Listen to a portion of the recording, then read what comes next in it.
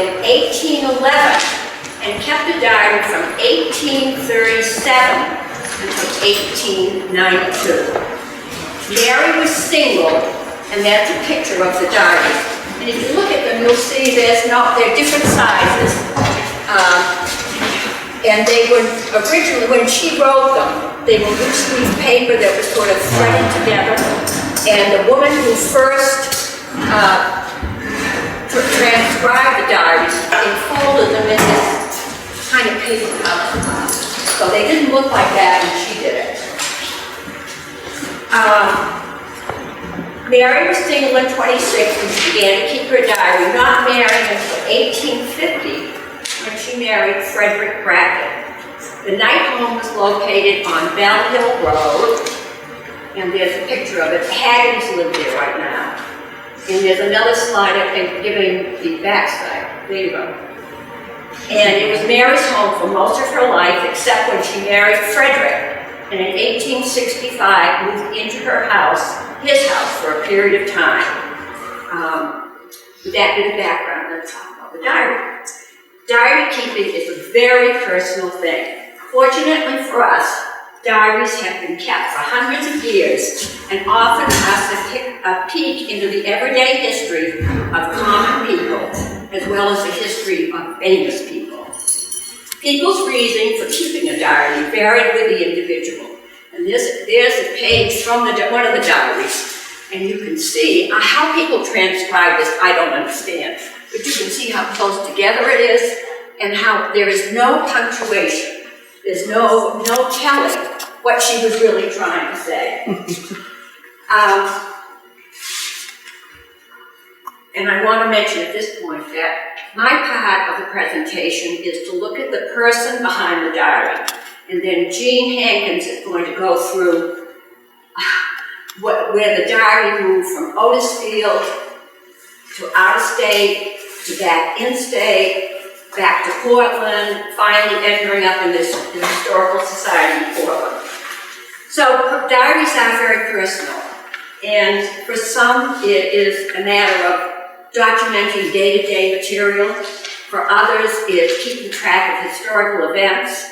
And for some, it's just to let your heart know what's going on. And when I think of a diary, I think of the diary I kept when I was 13. When I was 13, my whole life revolved about which boy had looked at me in a meaningful way, and other important things of that nature. And so I kept a very careful journal telling, what was going on in my heart. And I was blessed with 2 brothers. And they were thieves. And they decided a quick way to make money, and this is the truth. They ripped pages out of my diary and sold them to interested young men. They did that, and they made a tiny profit, as a matter of fact. I learned from that not to ever let people know what was really going on. So once I learned shorthand, I wrote some in longhand. But anything that was secret, I wrote in shorthand. And since shorthand is gone out of most of our lives, nobody can read it now anyhow. Mary's diaries are content are with, I'm sorry, I just lost my place. Many diaries are content with merely reporting on the weather or writing about crops. We will find in Mary Pride Knight's diary that her entries are diverse. She discusses weather, deaths and births, some national news when it impacts on local life, her feelings about her mother, her children, her animals, her husband, and at the same time the social life of Otisfield, Maine. As we examine some of the pages of her diary, her words will allow us to see the woman behind the diary. One of the things I found most interesting about her diary is the reason behind its very existence. Why did this woman, she was 26 when she began writing, put pen to paper and continue to do so throughout her life? True, her family were diary keepers, but what would provoke her to keep this kind of thing? I think that the diary in her mind played many roles. It documented her life gave her a place to say, this is what's going on with me, this is how I feel. Mary had a deep interest in what was around her, which led to much of her writing. I also found a couple of comments that made me think of the diary as something she'd turn to as she would to a friend. For example, at one point, early in the diary, she makes a critical comment and goes on to say, I hope you don't hate me. So she's talking to the diary as if it were a person, thereby giving her diary day book, as she refers to it, the qualities of a person. Early in her diary, she frequently confides that she doesn't want to leave her mother and go to her school in the Gore. While she is in Portland in 1841, she laments to her diary, and I'm going to read it just as she wrote it. And we need to remember that Mary had no compunction to use punctuation. She wrote run-on sentences that turned into run-on paragraphs that continued right on. So, and her spelling was erratic to say the least. And anyhow, I'll read you as she wrote it. I have not got a place yet. Oh, if I had money, do you think I would stay here long? No. That's the end of the quote. It seems that her daybook has become a friend to whom she can confide, all without worrying about a reaction. Remember where she lived. You all know where the Haggerty house is on the other end of Bell Hill. So she was sort of, although that was the center of town then, still she led a very, a life where she didn't see a lot of people on a regular basis. So therefore she needed a confidant in which to tell her secret thoughts. Although Mary never writes of reading a newspaper or a book, I think she had a love of learning. Her attitude towards going to school suggests that. In 1837, she wrote, I have learned some, but I could have learned more. A great deal more if I had studied harder and more. The winter school begins in 3 weeks. Silas Blake will keep it this winter. Remember, she was 26 at this time and still going to school. 26 years old. In March of 1937, and we've got a picture. I have enjoyed June the 19th. I have enjoyed myself very well to school today. I am writing and drawing this evening. The old maids have grown quite young going to school to Mr. Gould, for he thinks they like him very well, but I don't think they do. We had a great many frolics, notice the punctuation, in and about the school. Oh, such gales as we have sometimes coming from the singing school. It is enough to cheer up the old, down spirit of the heart. I feel some better in my mind than I did yesterday, but it is not all gone. If I could go to school as much as I want to and have everything that I like, I think I should enjoy myself very well. She's got a semicolon in there, which is astonishing, but I cannot. Time and money will not permit me to leave labor for this comfort. This day we have had the Weston girls and Harriet Merrill to visit us. I went to the singing school in the evening, some fun coming home. School is about done and I am sorry. I take a great deal of comfort in going to school. I wish it would last 2 months more. You don't hear many students saying that. Maybe age has something to do with it. And then there's another one, I think, the second. It is cloudy and the sky looks gloomy to me and the day are lonesome as ever they are. I have to work hard and expect to go in even harder, but hope not to. Some of the girls are here, something like 20, I suppose from Otisfield. I have not seen them all yet. June the 20th, it is rainy and cold here. Notice here, H-E-A-R. I'm thinking of home and wishing I was rich. I should not have to stay here in black kitchening for a living. I have hoped and wished for better times, but I don't know if I shall see any better times. I'm almost a mind to give up and always think I will be poor in this life. If I don't, in the life to come now, the folk are all gone to meeting and I am alone. She had moved to Portland and was working originally in a tavern and then went on to working in individual homes as a maid. So she had kind of a rough time. She left Otisfield and she was in her late 20s, had always lived at home, and suddenly she found herself in this strange environment, having to deal with all that meant. I also need to mention that right after this time, she began teaching school. And given her limited knowledge of spelling, punctuation, and vocabulary, one wonders what she taught. Nowhere in her diary could I find a reference to what she was teaching, although she did make reference to her charges. On June 4, 1838, she writes, "I had a good time at my schoolhouse there. I met the children. I had a very good time with them. That was not always the case. On July 18th, she wrote, I had some sauce in school. I taught school and I know a lot about sauce, and it's not easy to deal with. On no further detail, but it is easy to figure out that she came up against a little resistance from the scholars.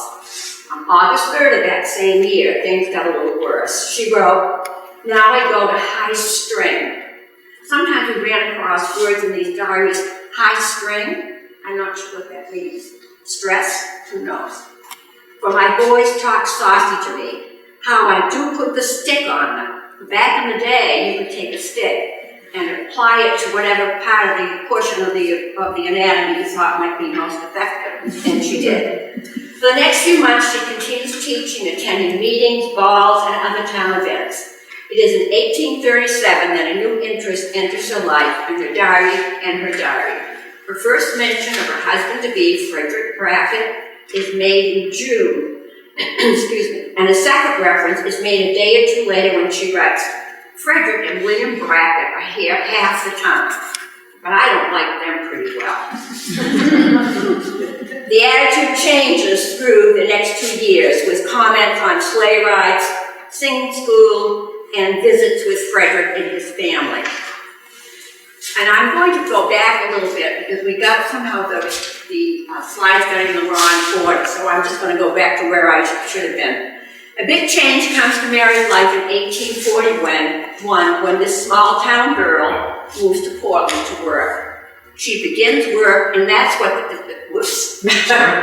that sort of gives you an idea of what it was like, what it must have been like for Jean and Mrs. Wardwell when they transcribed her diary. Not easy to read. She begins work in a tavern and then moves on to work for private families, always lamenting how she misses her home and bemoans her fate. It is cloudy and the sky looks, and I don't need to go through that because we talked about it, but she was lonely, she was away from her parents, her mother, and she was away from Frederick. And it's interesting because in this diary entry, she doesn't always put a lot of emotion into her work. In this entry, she said, I miss Frederick. How I wish I would see him. And she had that experience frequently in her life, as Frederick was not always around when she needed him. Mary was very aware of what was going on in town. She frequently made reference to the old meeting house being replaced by a new building. She and her family attended services on a regular basis.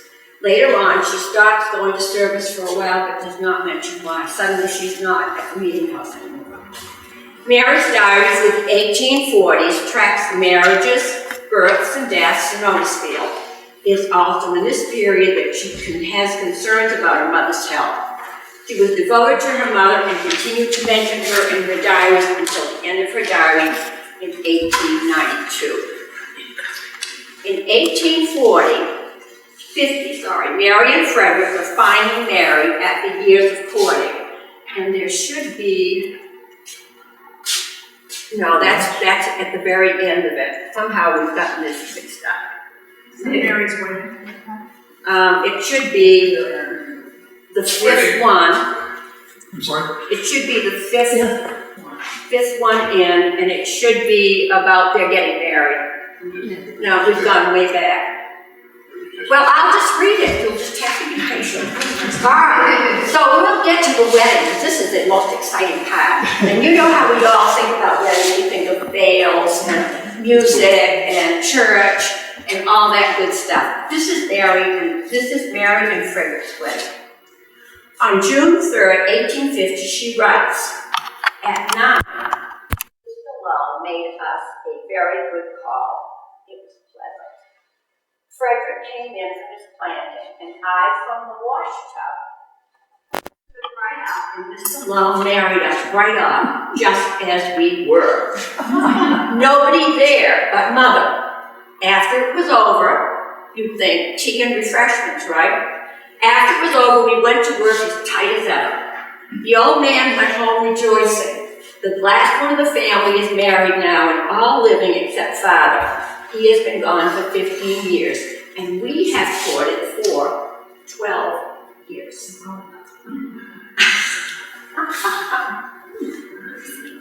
That is enough for anyone, she says. It sounds as if Mary had had enough of the single life. In September of that year, the couple's first child was born, but died soon after in October. Now, think about those dates for just a minute. June and October. Unfortunately, the baby died. Their second child, Isabel, was born in 1852. The couple had 2 more children who remained unnamed. One was born in June of 1854 and died that July. The last child died at birth in 1856. Where and if it was her child or somebody else's. In spite of the joy she may have had in marriage, she was miserable when she and Frederick moved to Frederick's house in 1865. Home for her was with her mother. Preparing for the move, she wrote, "We are fixing the other house to live in this winter," and it was right down the same area as the Haggerty house is today. "I feel bad to leave my father's, but it is so old." As they started to move bodily into Frederick's house, she wrote, "It is all hubbub over here. We did succeed very well all right before night. I'm trying to get things to their places. It seems odd to be here in this house to work." And what I found difficult was she moved into Frederick's house, and then they moved back to the original house, the night house. But finding out when those events took place exactly was almost impossible. Mary was devoted to her family, and her diary is peppered with references to family members coming and going from home. She frequently, early in the diary, mentions her sister Caroline and the chores they did together. These were chores we often don't face. In one reference, she speaks of dipping 22 dozen candles. If you can imagine, 22 dozen candles. At a later time, she speaks of rising in the morning to churn and wash. Of her 7 siblings, Stephen, Caroline, and Sally are most frequently mentioned. Older sister Olive and Anne were enough older so they married and had children long before Mary married. That probably explains why they were not mentioned much in the diary. I didn't get any understanding of her husband Frederick as a person. Mary and Frederick spent a lot of time together during their courtship. He even traveled to Portland to see her when she was working in the city. Now that sounds easy today. We'll go in and visit Mary, right? But that was back, we're talking when we were going by sleigh in the wintertime and by horse and buggy in the spring and summer. After they were married, he came and went a great deal to find work. There was one period of time in 1852 when Frederick went down east to work. Mary wrote in December of that year, "Wish I could hear from Frederick." And let's see if we've got, is there another? No, it should be farther along. No, something's happened in moving, I guess. I don't know, I'm not the technology person here, I have no idea what happened. Well, anyhow, wish I could hear from Frederick, gone 2 months. He is not human to me. In December, she seems desperate to know what has happened to Frederick. "I am most sick today, I am perplexed very much, for Frederick has not write to me, yet has forgot me and the baby so soon." I'm reading it as it was written. You know, I can't put punctuation in where it wasn't. "And the baby so soon, it is too bad to get along with poor. I must bear with it, for no one pities me. William and Susan tried to cover up, but it is no use. It does not satisfy me a bit." In January, she wrote, "I should like to know where Frederick is." Well, by that time, I want to know where Frederick is. In February, "Oh, how much I do miss Frederick. Oh, I wish he would come home, take the care off of me. I'm tired of outdoor work." She apparently did not make a secret of how she felt. Quote, "We had some sport about Frederick's cold neglect to me." Good for her, I don't have much sport if he was neglecting me like that. "I do not like it very well. In April of that year, some lonesome and a good deal moved in my mind to see how I'm neglected by my husband. After all of this," and there are many more entries at where she said, you know, how lonesome she is and so on. "Frederick suddenly appears on April 16th. Mary notes, 'Frederick come, I was glad to see him.' Nothing more is said." We have no way of knowing we know where he was. He was down east working, but we don't know why he didn't write or why he didn't keep in touch or why anything at all. So we are left with questions about Frederick, but with absolutely no answers. Mary did not have an easy life. She frequently cried to her diary, "I'm alone and so lonely." Because for many years she lived with her mother and sister Sally, she was not used to being by herself when Frederick was away. Fortunately, she was soon to have company. Since their first child died, one would think that she would have confided in her diary when she became pregnant. But perhaps back then, pregnancy was not a word you talked about or wrote about. When it happened, it was a miraculous event. The birth of their daughter, Isabel, comes as a surprise to the reader. All of a sudden, there's this child. We don't know where she came from. Well, we know where she came from. Mary writes, January 19th, and we don't know where that picture went. There should be one, but we don't have it, so we'll just go on. This is her birth of her child. "It storms quite hard and as cold as it ever was. At 1 o'clock at night, I was taken sick. Up we got and called Miss Woodbury, and routed round went to call Miss Reed, but she was sick. Then we called Miss Knight on the hill, and then sent David Scribner after Mr. Mayberry. He come in haste to see me. Oh, it was tight times, I can tell you. Oh, such fires as we had." I don't know what the fires were. "But we got him very long, very well. At eve, Miss Love sent for the doctor, and he went off, stayed 4 or 5 hours, then he'd come back, and at 3:30, THRE, at 3:30, the child was born. Oh, how glad I was, for I was at liberty once more. It was cold, tight times, but we got through them well at last, and the folk all went away in the cold, and we got Aunt Jemima to stay with us a while." We need to remember that at this point, Mary was 41 and had already lost one child. Life is indeed difficult for her. Interestingly enough, the child's name is not mentioned until she is almost 2 years old. There's absolutely no way when she talks about baby, whether it's her sister's baby or her baby or, who. Mary lost a total of 3 children. Isabel was the only one who grew to adulthood. She lived at home throughout her life. She married Frank Nash in 1898. He was described as an oculist who peddled his wares in the area. Little is known of him or of Isabel's life. There's not much information in the diaries. Of all the losses in Mary's life, none was more tragic than that of her mother's death. And this seemed to be, it was interesting at the very end of her entry where she talked about her mother's death. She said, I'm all alone, nobody except Frederick.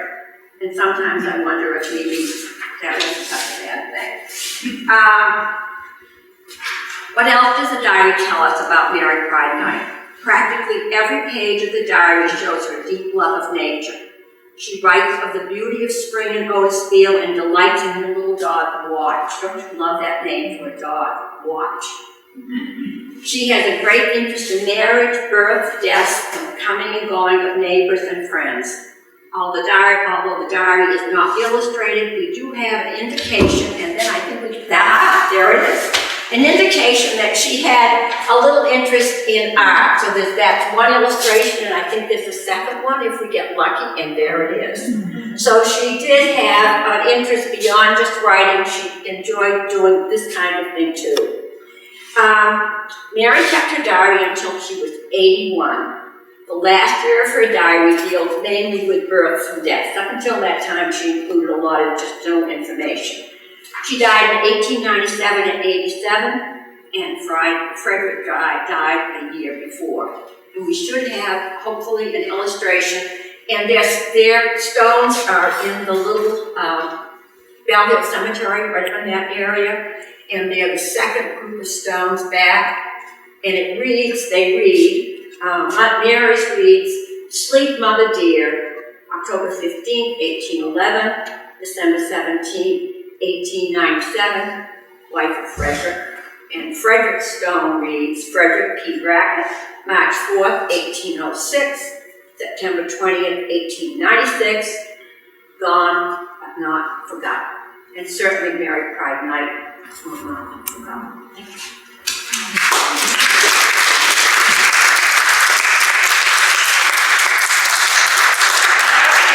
Questions for both of us until after. Yeah, absolutely. David, I think I'll take it for now. I may not go to the right places. Okay. Let's see. Okay.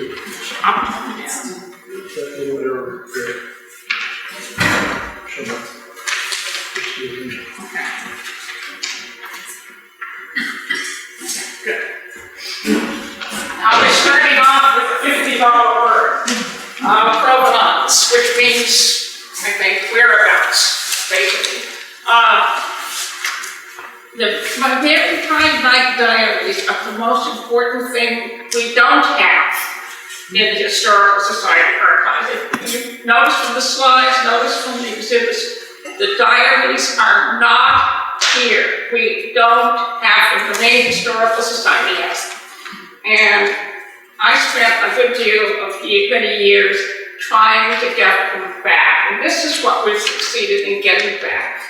It's a little complicated, so we will start with where the diaries have been all these years. Mary, they started here. In the house on Bell Hill Road where Mary grew up, where her family lived. She was one of 7 children, as Jean said. Mary spent her whole life in that house, or very close to that house, with a couple of exceptions. Okay, here's a page from her diary. She wrote these in pen and ink on, I think Jean said, in paper, handmade paper. Very crude job, not professional at all. I don't know how she kept them, but she kept them, she did. Okay, the big breakthrough in the diaries came in 1929 when a Otisfield woman named Marguerite Lovewell, I have no picture of Marguerite Lovewell, she was from a prominent Otisfield family. She undertook to transcribe the diaries. Where were the diaries? Well, that's another question. I handed out a sheet, some of you have got it. Mary Pride Night died in 1897. And when she died, her daughter died in 1917. Only daughter, Isabel, who was married but had no children. And when she died, I believe the diaries were taken possession of by Mary's niece, Sybil Knight Lamb, whom some of you have heard of. We named our archives building for Sybil Lamb because we used her money to finance it. Sybil was Mary's Mary's niece, and owned those diaries as long as anybody did. How she kept them, I don't know. But at some point, Marguerite Lovewell borrowed the diaries from Sybil Lamb. Okay, here's Sybil Lamb, far left, and Ethel Turner knows her pretty well too because she never met her, but she married Fanny Lamb and lived on the Bean Road in a house that Ethel owned for many years. She was his second wife. Sybil moved to Scribner Hill, to my house, in 1924. I was very much involved even before I arrived there. This is Callie, is that your father? Is your father? It's my father and my grandfather and This is my grandmother Stone. This is a family house. This is the Kemp family house. And Sybil, as I said, was a good friend of our Aunt Betsy Kemp. This is Callie's Aunt Betsy, my husband's Aunt Betsy, Fred Pottle, Fred Van Mart's great Aunt Betsy. Betsy was unmarried and she died in that house, along with her two brothers, Fred and Sidney. They all died in that house, leaving the diaries in the attic. Okay, so now we've got, okay, now another member of the family enters in. The diaries are in the attic. In 1930s, all the Kemp brothers and sisters have died. The new owner of the house is Moulton Pottle, and he was a nephew. Callie's family, however, is living in the house. I think they rented the house from Moulton Pottle. This is about 1930s. Okay, enter Fred Pottle, who is, I really need a genealogy chart, but Fred Pottle is my mother-in-law's brother. He's also the brother of Callie's mother. Okay, you got that? Fred Pottle never lived in this house, but he was a Boswell scholar. He was familiar with James Boswell's diaries. He saw these diaries in the attic and said, aha, these are important and they're worth keeping. I don't know if this is true or not, but anyway, he took the diaries, stole them, if you like, appropriated them, and took them to New Haven, Connecticut, where he was teaching English at Yale University. And there they stayed from 1935 for a long time. Now, meanwhile, let's go back to Marguerite Lovewell. Okay. This is Marguerite Lovewell's transcript is also the first thing I've got on display. She, in a sense, is another savior of those diaries. She made the diaries accessible. She transcribed the whole thing, but she didn't transcribe quite everything. She left out feelings. Every time Mary Friday Knight wrote that she was unhappy, she left it out. She didn't think that was important. She put in the important things, like who died, who was born, where people moved, what they did, but no feelings at all. Of course, we're more interested in feelings now. All right, let's go back to, and what happened to this transcript? Well, we don't have that transcript. One copy ended up in the New England Historical Society in Boston. She was a stenographer in Boston, but she came from Otisfield. I knew you'd get confused. Okay, all right. Meanwhile, the diaries. So we've got two things. We've got the transcript, and we've got the original diaries. Okay. Fred Pottle moves the diaries to New Haven. Everybody forgets about it. No, they are not, people don't know about it. And then, because Marguerite Lovewell's transcript is floating around somewhere, in 1950, Williamsburg published the history of Otisfield. A lot of you know the red book, some of you have a green edition. And here's the title page. And one of his main sources was, Mary Friday Knight. And this is a page from his book, and he's lifting, quite legally, some very good quotations from her diary. Where did he get this? Well, he didn't have the original diaries, so he must have used the Lovewell transcript. Okay? He's also corrected her spelling and her punctuation, as Jean told you, and as you can see for yourself, is terrible. It's almost unreadable at times. So I'm quite sure that Spur had those transcripts.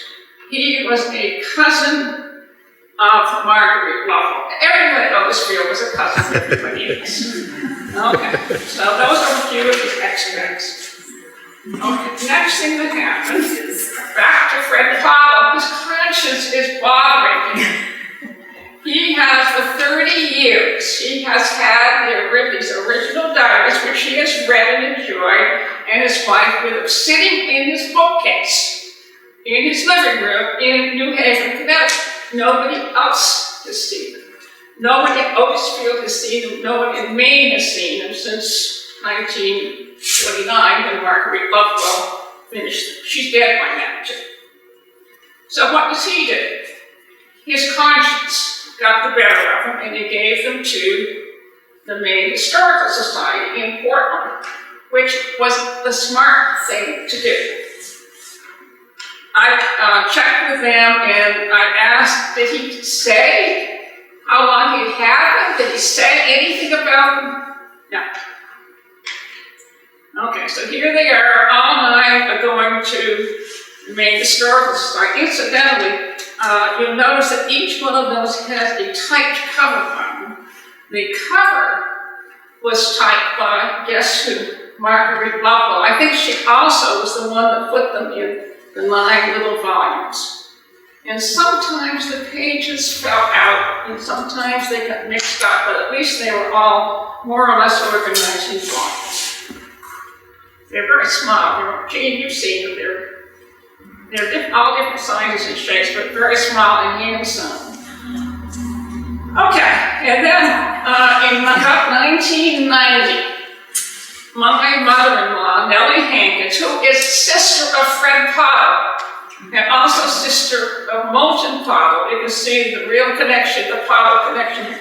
Nellie Hankins, who herself has a PhD in English, hears about these diaries. She must have known about them from her brother Fred. And she was now archivist of the newly formed Otisfield Historical Society, president of whom was Ethel Turner. Nellie got involved. She was archivist along with Virginia Joseph. They didn't have much in their archives, maybe 5 things. They were looking for more. Nellie recognized how important these diaries were to Otisfield. So she writes a letter. I have the letter, it's in our archives now. She wrote a letter to the Maine Historical Society.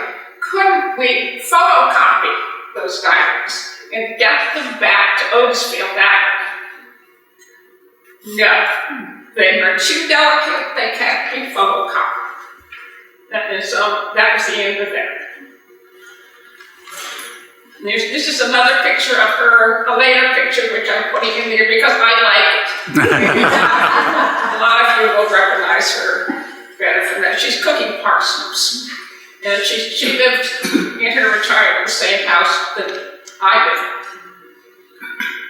Okay, and then about 1993, right after, as Nellie was dying, I moved to Otisfield with my husband David. And I got involved in the Otisfield Historical Society.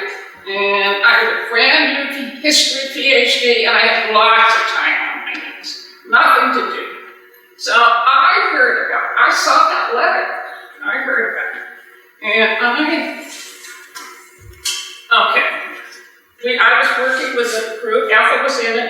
I don't think there were any other people here in that group. We were a small group in the Historical Society sorting out documents. As we were there one day, 1994, I had been in town about a year. All of a sudden, down the stairs into our meeting room comes Barbara King. A lot of you know Barbara King, I remember. She had been town clerk at Otisfield for many, many years. And she said, I thought you people might like this. And she hands us the Lovewell transcript, which we did not know existed. Nellie did not, nobody knew it existed. It had been so long since it had appeared.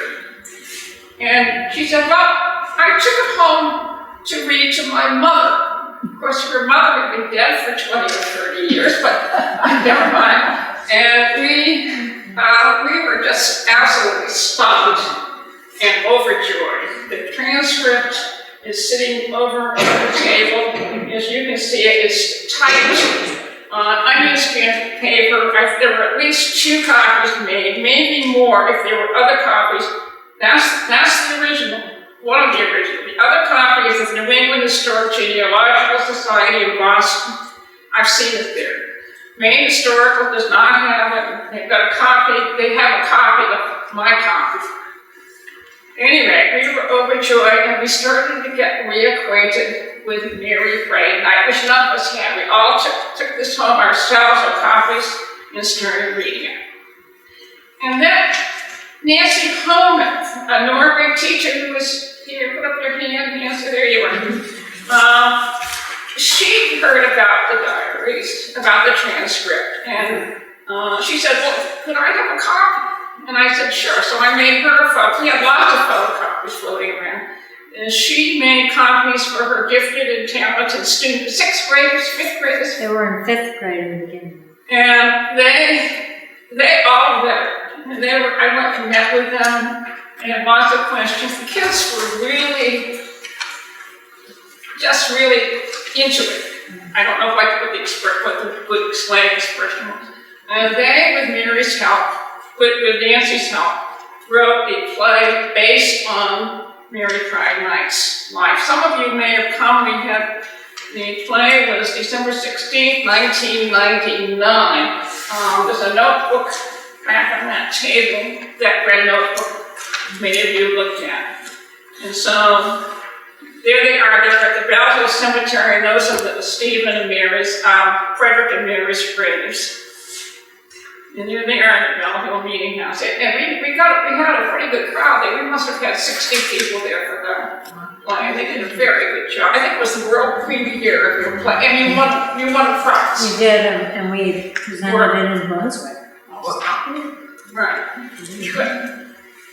So that was a kind of a good coming out of Mary Pride Knight. It was a good public exposure of who she was. All right, about this time, we still did not have the diary at home. We had a transcript of the diary, and about this time, Nancy and I started to get suspicious. We took the transcript to the Maine Historical Society and started comparing it with the original handwritten diaries. And they didn't match up. They did, and they didn't.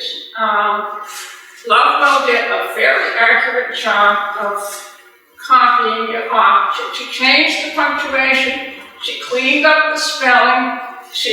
Worst thing was, she left things out. And that's dangerous. She wrote justification for that. She shortened it by, I would guess, her version went about 200 pages. I think my version, when I redid her transcript, went about, well, it's at least 3 times as long. Maybe 4 times. I haven't figured it out, but it's a lot longer. Among other things, some of the omissions were significant. When she was having her first child, she mentions that she does not feel well. And various people are coming to the house. Mrs. Richardson came, so-and-so came. And she does not say that she had a child, that a baby was born and died. It's in the original manuscript. It's very clear. It's a baby girl. She did maybe 24 hours. It's not in Lovewell's transcript. Oh, this is really tampering with the facts. I think Lovewell was a bit of a prude. This was 4 months after Mary was that marriage ceremony, that wonderful marriage, only 4 months after that. And she probably thought it was inappropriate to include it. Another example, which was also telling, was in 1858, she wrote that she went to Spur's Corner to see the Christmas tree. period, as far as Ludlow goes. When I read the original, she said, I went to see the Christmas tree at Spurs Corner, period, oh no periods, didn't put periods in, run on sentences. It was the first one I ever saw. It seems to me that's important, particularly if you're interested in social history or history of Christmas. So Nancy, I mostly, but Nancy gave me the backup for this, decided that we had to have a new transcript and that I had to do it. Yes. Good move. But the Maine Historical Society did not really expect me, I hope, to copy it by hand or my computer. Instead, we wrote a grant proposal to get the diary microfilm. And at this point, the Maine Historical Society did not say no, they said yes. This is a good way to preserve the diaries. And they got a copy, I got a copy, and the Otisfield Historical Society got a copy. They're kicking around on that table somewhere. And once I had the copy, then the microfilm copy, there it is. This is where I copied. I have this nice little house out in the orchard, it's still there. It used to be a chicken coop. And I set up shop out there. It has electricity and lights and even heat. It has a wood stove. And that's the inside. And the microfilm machine moved around, but there it is right there. So these are kind of overexposed. But I spent a good deal of time up there, maybe 2 years, off and on up there, with the computer copying microfilm. Okay, and here's an example of what I'm talking about. This is my transcript. And I'm going to, okay, I want you to, this is January 1st and January 2nd. I think you can, don't try to read it, but, okay, I'm going to compare that with Ludlow. Same dates. Wow. January 1st, there's no January 2nd. Let's go back. January 1st, she's got January 1st, she's got January 10th, she's got January something. You see, what she has left out a good deal, is what I'm saying. This is just a sample. And this is not always true, but it's pretty much true throughout the whole thing. Anyway, so this is a lot easier to read, though.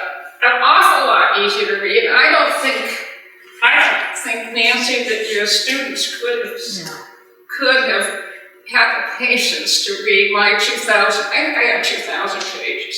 I mean, it's so hard to read because of the spellings and the punctuation. I don't think 5th graders would have put up with that. I could barely put up with it. And so you'll see some samples. But then I got that done. And I got typed. I thought, well, I probably made all kinds of mistakes, and this is only good if it's accurate. How do I proofread this? There's a microfilm machine, and here's the transcript. I said, it's impossible. So okay. I discovered that if I could print each frame of the microfilm, but this was going to cost money. The Maine Historical Society was going to charge 50 cents a sheet. And I don't know how many sheets I have, a couple thousand. And then all of a sudden, someone mentioned that Bates College Library would let you do it free.